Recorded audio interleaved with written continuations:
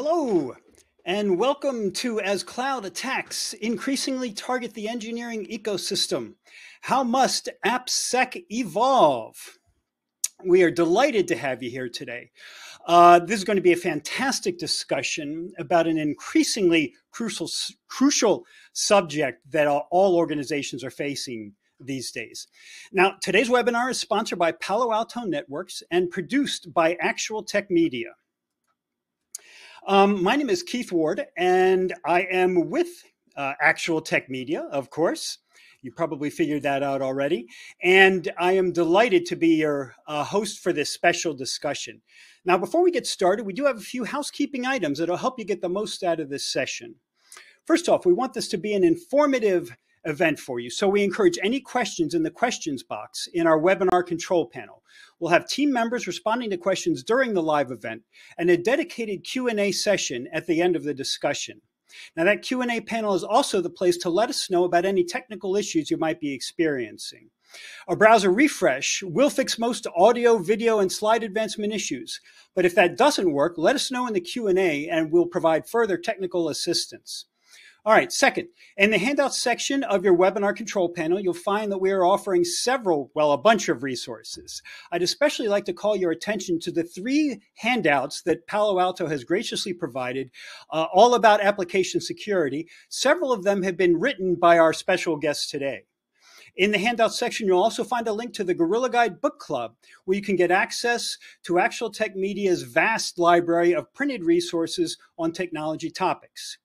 You'll also find a link to the ATM Events Center, which has our calendar of upcoming events, and I'll bet that there's a bunch there that'll pique your interest.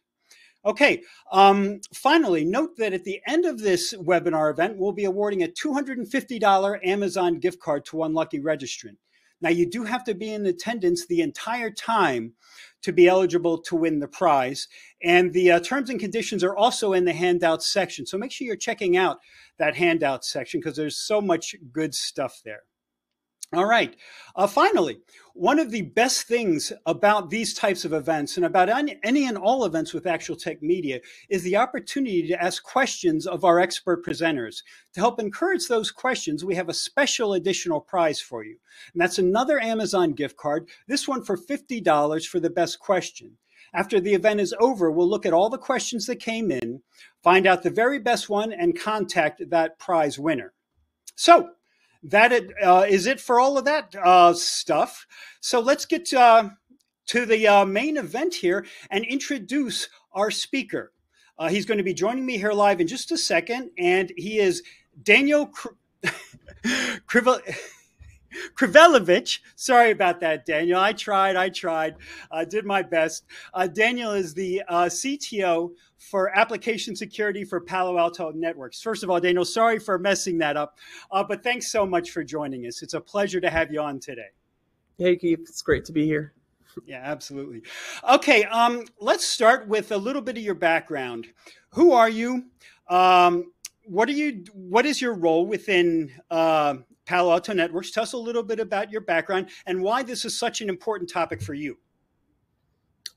Sure. So first of all, today I'm the CTO for application security in Palo Alto Networks.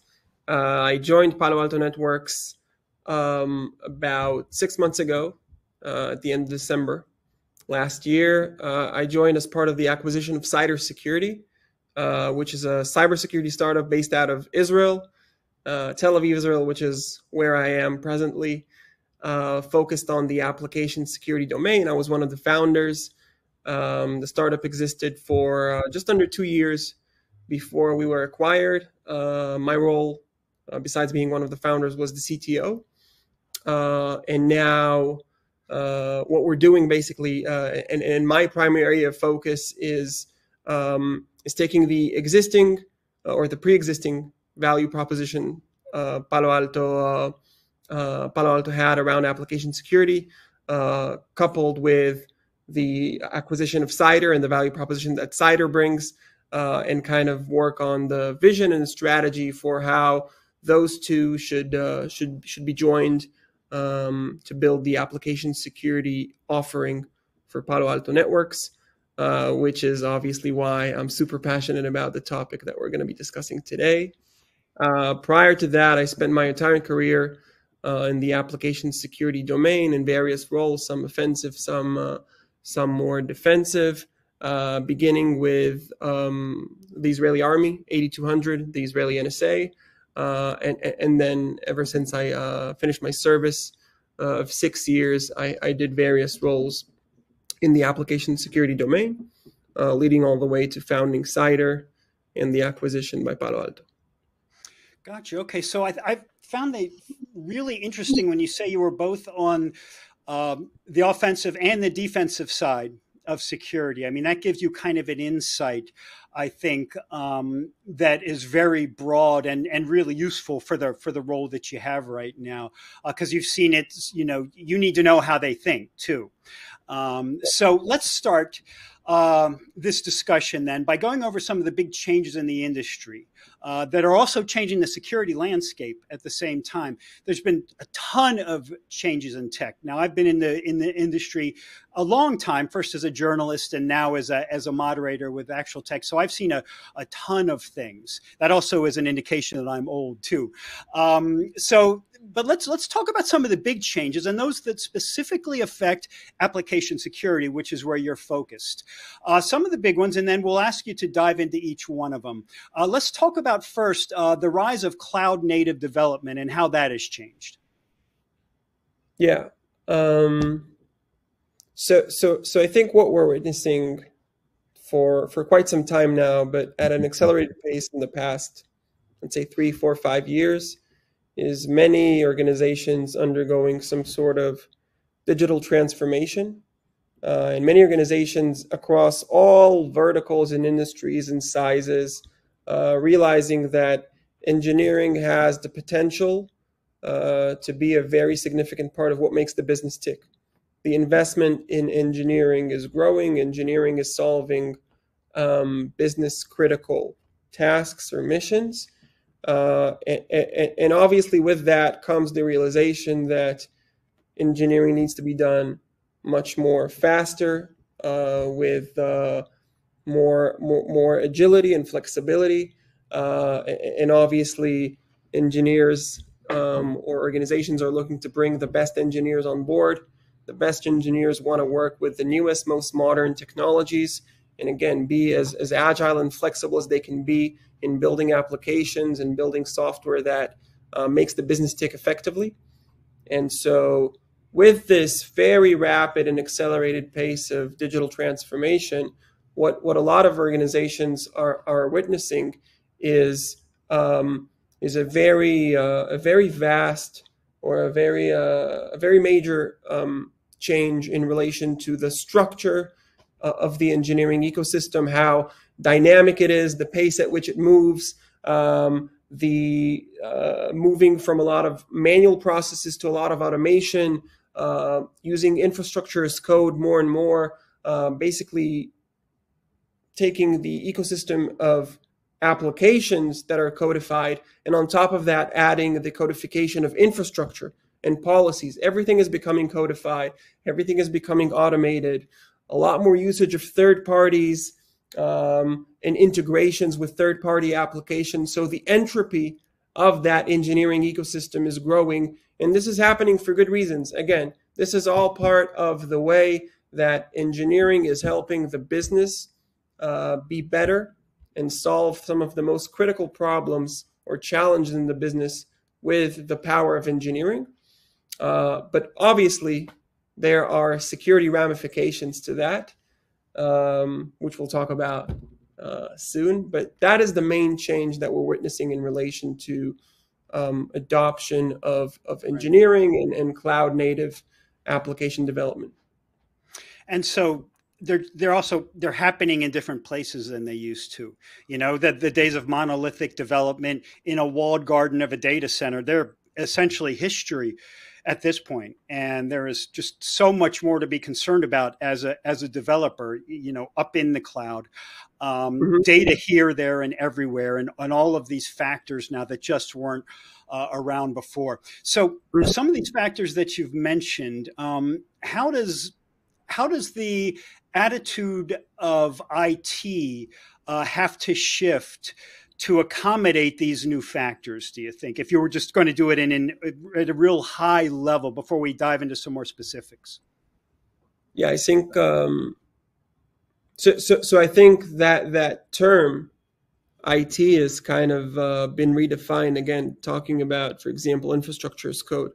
There used to be system engineers managing physical data centers and physical servers, and all of that is gradually shifting towards workloads running in the cloud, which are managed with configuration files stored in source control systems. And many of the traditional roles and responsibilities of IT and system engineers are now under the umbrella of DevOps engineers. The investment in DevOps is growing. And again, I think all roles and all functions in the organization, IT, security, all shift gradually from being some sort of blocker or policy enforcer to that of an enabler or a guardrail.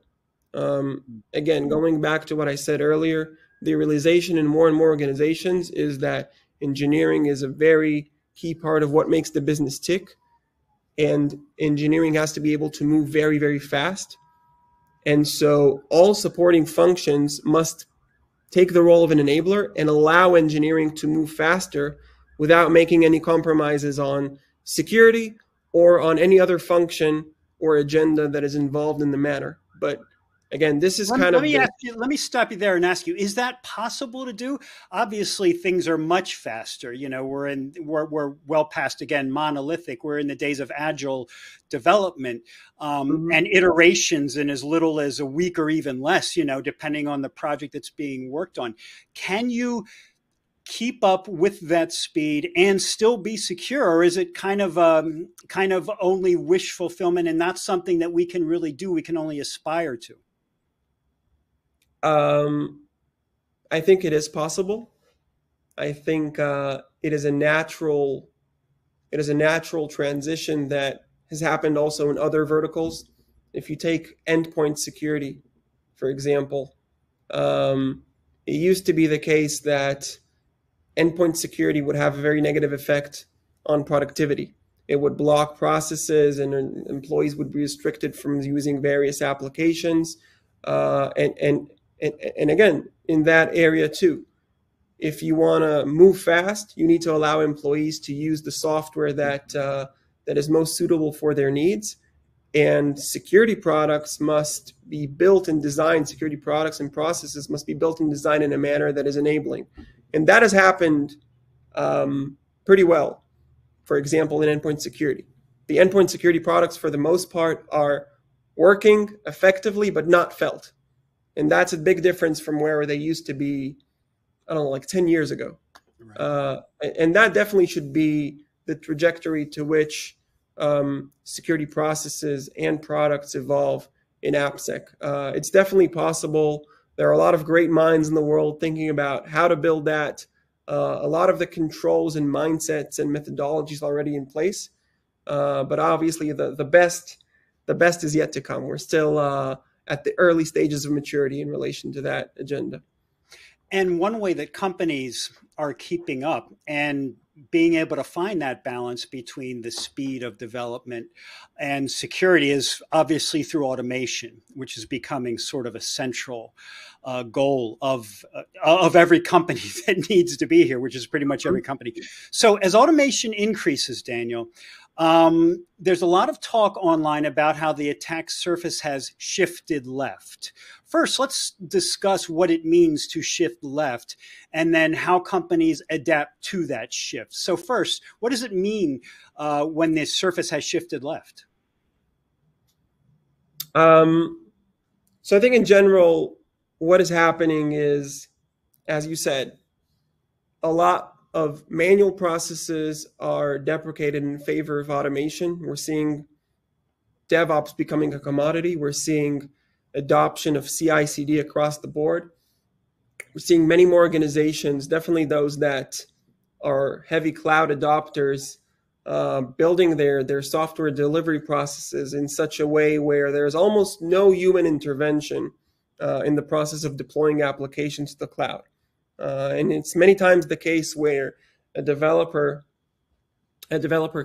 commits code into the source code repository, and then from that point forward, all the way through the build process and the artifact creation and the deployment to production, it's fully automated and happens within minutes.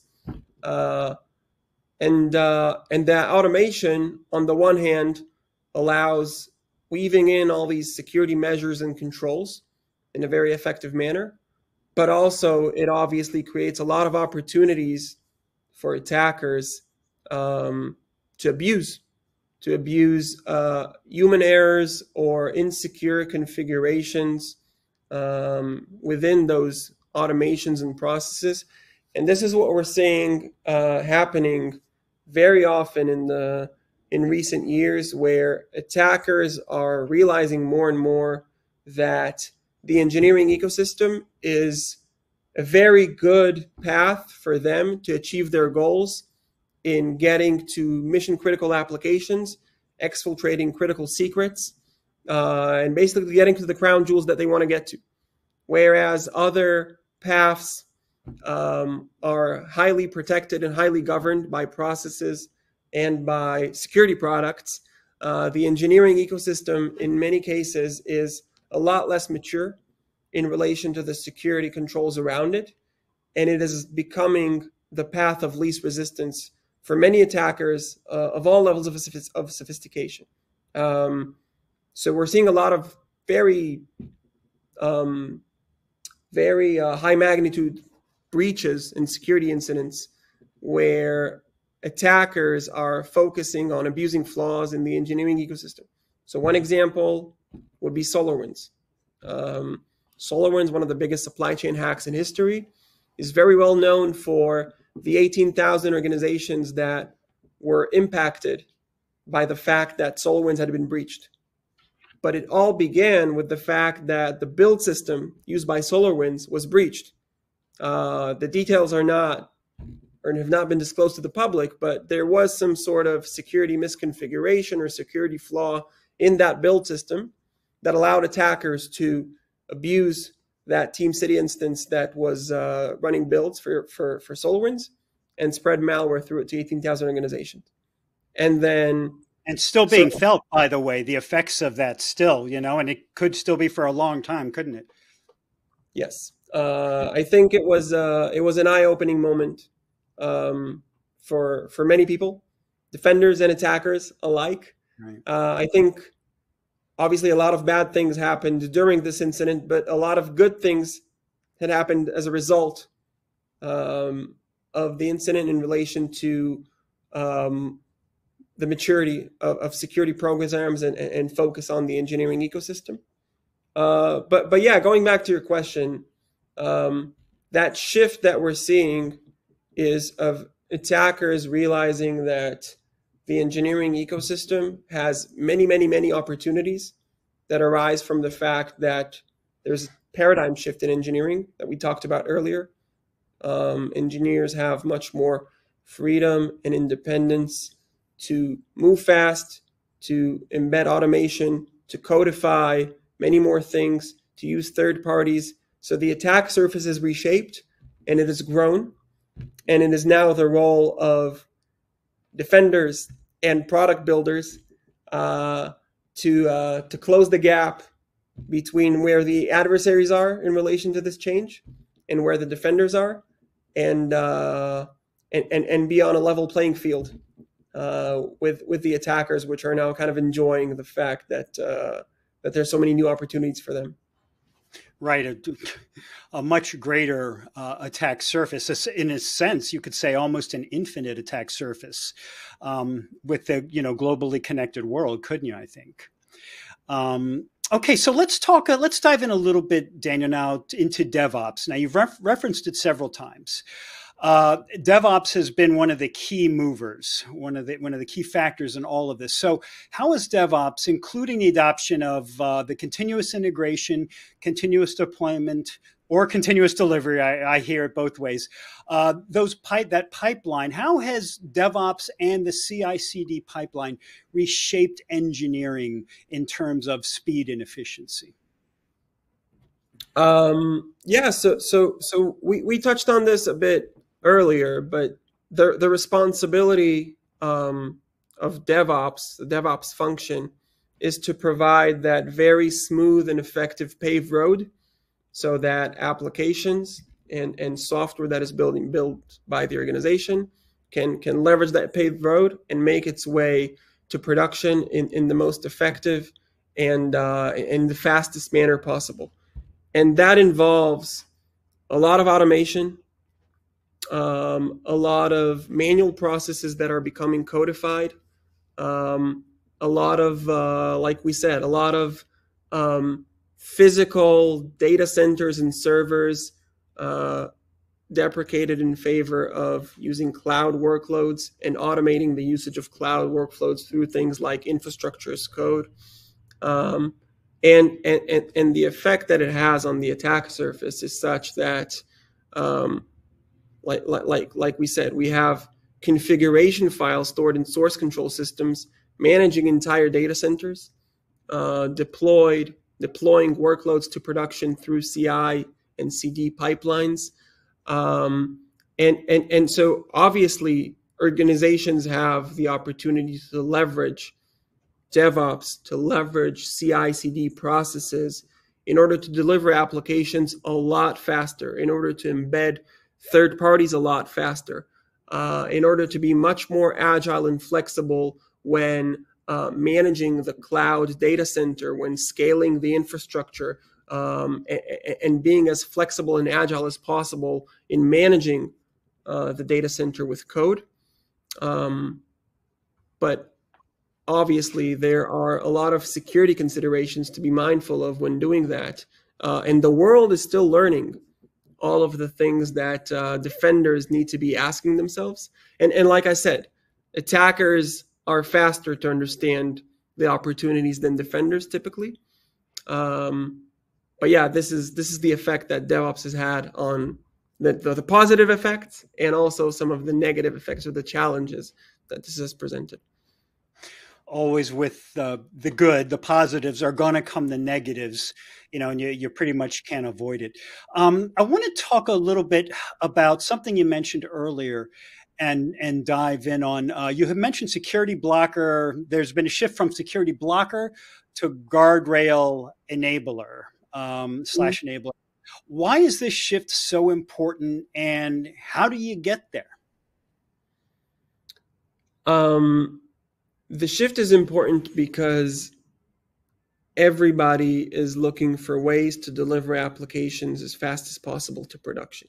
The world that you had described earlier, the world of monolithic applications that are developed sometimes using waterfall methodologies, deployed once a week, once every 2 weeks, allowing everyone to kind of weigh in on whether whatever is about to be deployed is okay or not, allowing security to, like when I was an AppSec practitioner, I would manually approve major changes in production before they're happening. And it would be one out of many boxes you had to check as an engineer before being allowed to deploy to production. And now with automation, this isn't happening. What is happening now with the realization that engineering is a big part of what makes the business tick, and the realization that engineering has to move fast, and the realization that if you want to bring the best engineers on board, the best engineers want to work in places where they're provided full freedom and flexibility and agility to choose whichever technology they want to choose and ship to production faster and focus on building the best possible applications. So these are the prerequisites for building good applications fast. And so one of those prerequisites is that security stops being a blocker and starts being a guardrail or an enabler. And the sentiment and the expectation from many of the security organizations today is allow engineering to continue to move fast. Don't slow down engineering. Allow engineering to continue to move fast without making compromises on security. And instead of being the entity that dictates the pace, security is dictating if it's okay to deploy or not. It is now engineering that is dictating the pace, and security is forced to keep up. This is what I'm witnessing across many organizations that I work with. Again, mainly happening in those more cloud native, cloud first organizations. But I expect that gradually this approach will roll out to any organization that considers engineering a big part of what makes the business tick. And that shift that you just described there is basically 180 degrees from how it was. So, everything basically has to reverse itself. Now, with all of that you're describing, all the new security measures, all the new precautions, things like zero trust, for example, are we getting to the point where security is going to slow down operations to an unacceptable degree? I mean, if you have to do so much of these things, so much examining of the environment, so much monitoring, packet inspection, all of these things that are involved, where does it get to the point where you're going to bog down and not be able to get your work done? I hope it won't happen. I don't expect it to happen. I think the technologies that we have today and the advancements in technology, AI being one of them, allow us to build much better security products that are much more fit for purpose, that are much easier to use and to deploy, and that operate a lot faster. I think up until 6 months ago, I was spending my day building a security product, and one that is a startup that organizations will only adopt if it is fast and agile and harmless. And I think this has become the standard today. Good security products must not only be good at being secure, but their KPI is oftentimes needs to be easy to implement and needs to be frictionless before the security value. And if you want to build a good application security product, you're going to have to have the buy-in from the engineers that it doesn't make their day-to-day more complicated. And if you want to build a good mail security product, then you have to get the buy-in from the mail administrator, making sure that it doesn't make their life harder. And so I think with any vertical, it is okay, it is reasonable to expect any vendor to not only be good at security, but also to be good at being frictionless. And so therefore, I'm very optimistic that the reality that you're describing will not happen. Okay. You're also talking about a lot more departments, a lot more parts of the business being brought in, hopefully from the outset when we're talking about these changes too, because there's a lot of buy-in, a lot of potential politics, depending on the size of the organization that have to happen to get there, doesn't it? I mean, that's just, the reality of you can't just have isolated groups and one group not knowing what the other group is doing anymore. It just doesn't work in the modern environment at all. So Daniel, you talk to customers a lot now in your role, I imagine.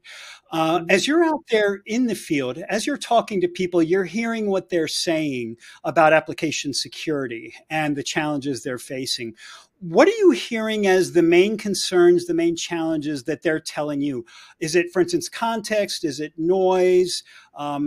Is it bringing context to the noise? What are they telling you? What are you hearing?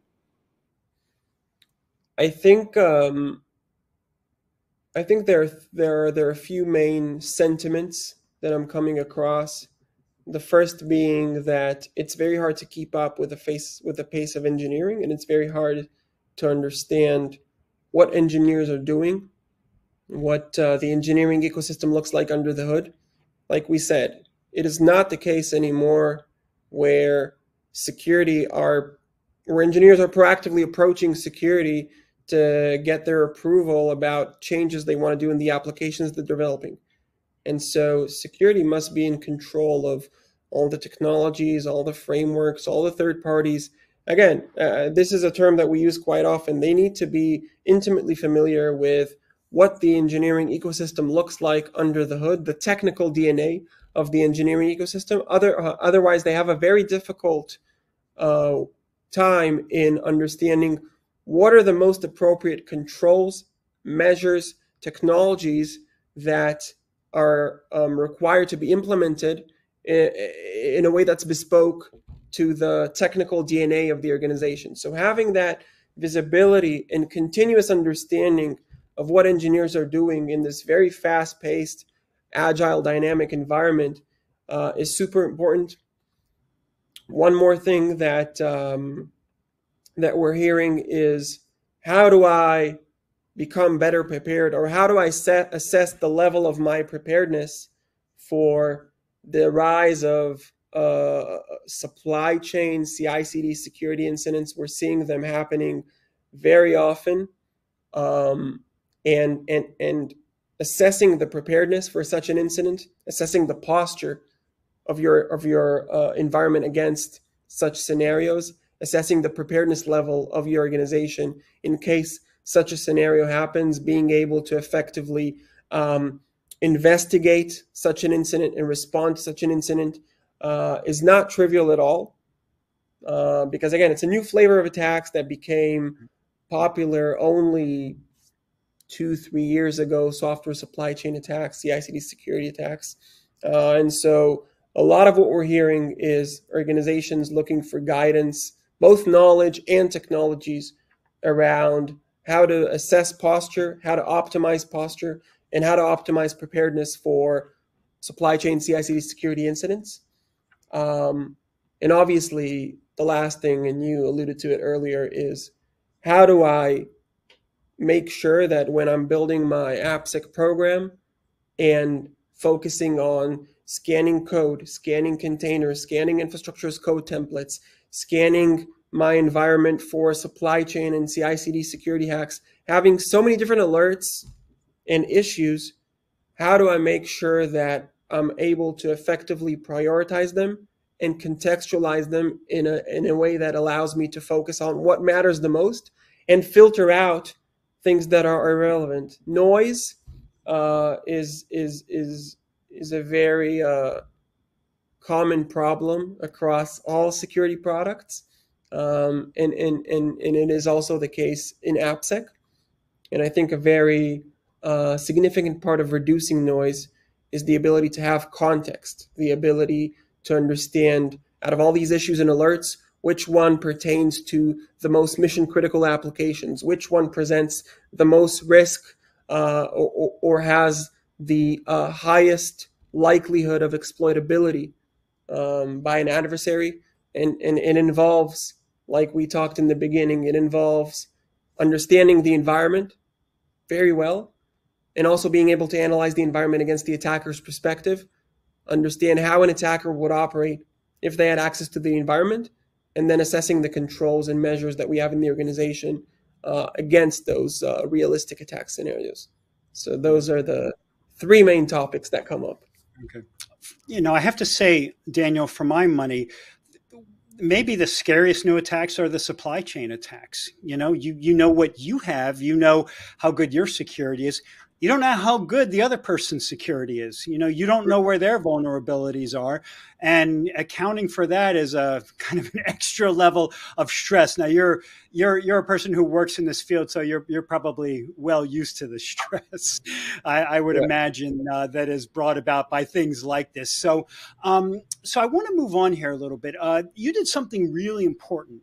And I want you to talk about that and give us an overview of that. So you co-authored what is now a formally recognized Open Worldwide Application Security Project, OWASP, for those who don't know, the Open Worldwide Application Security Project.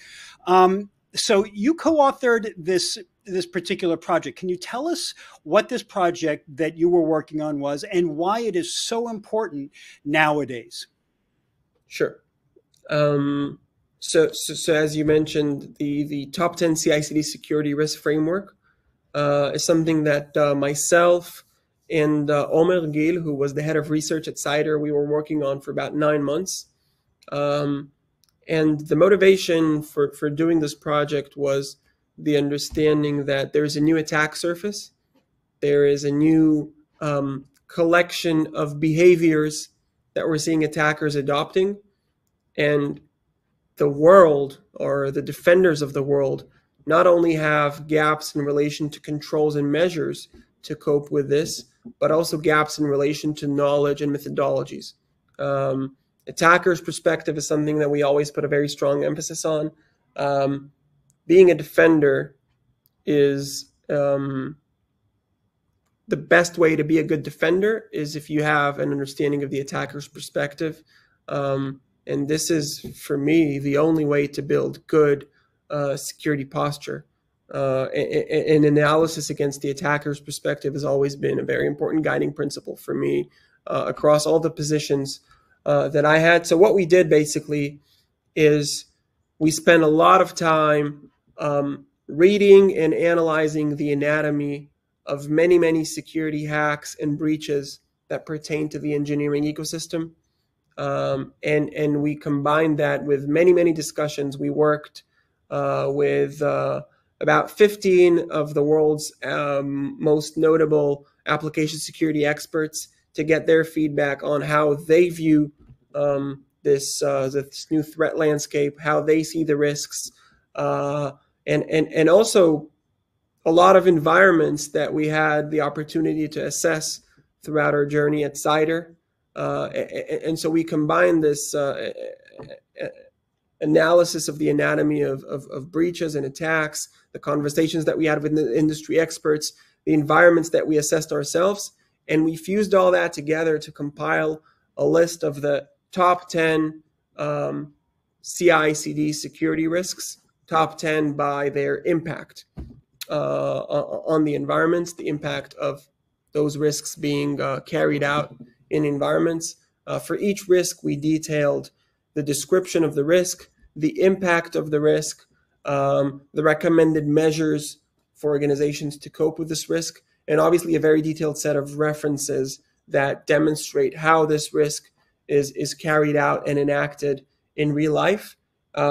We published this as kind of a contribution to the security community, again, to allow sparking the right discussions around how security processes and frameworks and methodologies should be built within this context of CI/CD security and supply chain security. And we're seeing a lot of both products as well as defenders and application security programs picking this up, using this as a reference, sparking a lot of discussions. And we're seeing a lot of other similar frameworks contributed by other entities to the community. And I think in general, the trajectory is amazing. I think a lot of great minds are working not only on products, but also on helping organizations ask the right questions and think differently in a much more relevant way to the threat landscape about how to adapt to this new flavor of attacks that is rising and becoming, in many cases, the path of least resistance. So yeah, I think the have that in the handouts, right? Yeah, isn't that's one of the handouts today? Yeah, exactly. Yeah. I've looked it over too, and I have to say it's fantastic, and it is, as you had hoped, it is so illuminating to help you kind of rethink where the issues really are. And what I think that that people are going to find is it may not be what you thought at all, or the severity may not be what you thought at all. And so I would just encourage everyone to, to download that and the other handouts that that Palo Alto has. So yeah, so that was just such great stuff, and we appreciate you taking the time. Obviously, a lot of work went into it, Daniel. So now, before we take some audience questions, I wanted to ask you just kind of an open-ended question. Is there anything else that you wanted to say? Any final thoughts before we dive into those audience questions today? Well, we covered the top 10. We covered, like I said, there are a lot of great projects and amazing work that's being done in the entire community about supply chain, about CI/CD security, about this new attack surface. So, anyone looking to get better educated, on this. The top 10 CI/CD security risk framework is a great place to start. Anyone looking to do some hands-on work and simulate hacks and attacks against CI/CD environments, there's a project called CI/CD Goat, which is also available open source. You can use it, download it. And yeah, I mean, this is, I encourage everyone who's in some sort of role as a defender or tasked with overlooking the engineering ecosystem from the security aspect, to do some research around these frameworks and artifacts. But yeah, otherwise, and to not wait. I mean, they're out there now. These attacks are happening. These vulnerabilities are being probed constantly. On every network. So it's something that people, I think, should jump on and not kind of wait around. All right. So you ready for some audience questions? We've got some really good ones coming in. Yeah, sure. Okay. So Andrian wants to know, how do you secure the cloud API control plane? So that's kind of a little bit supply chain related too, isn't it? How do we secure the cloud API control plane? Yeah. So start off with an easy one, right? Yeah. I think, I mean, cloud security has been something that organizations have been focusing on for many years now, and the level of maturity around some of the security controls and measures around securing the usage of AWS API or any other compute platform, they're pretty mature. There are a lot of products focusing on securing cloud environments, CSPM type solutions. Obviously, Palo Alto has Prisma Cloud, but there are some other notable vendors. So, I mean, generally speaking, I would recommend using one of these platforms. They're very mature. They're very effective. So that's absolutely. that. So let's follow up on that. You just mentioned Prisma Cloud, and we do have a question related to that product.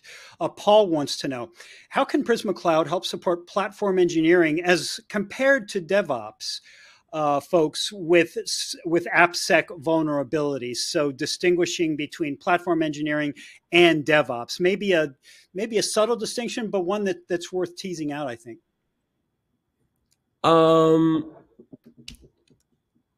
So yeah, I mean, platform engineering it means different things Yes. for every organization. So to you, what would you say? Yeah, let's put your own spin on that then. Yeah, so I think for me it's there's no real difference in the approach. If Paul can clarify if there's something specific that he wants us to focus on, then maybe I'll provide a more So please, Paul, reach out and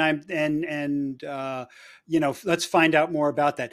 Tamir wants to know, Daniel, in your mind, if IT is shifting to a faster pace using IAC, so that's infrastructure as code, is security posture improving or deteriorating?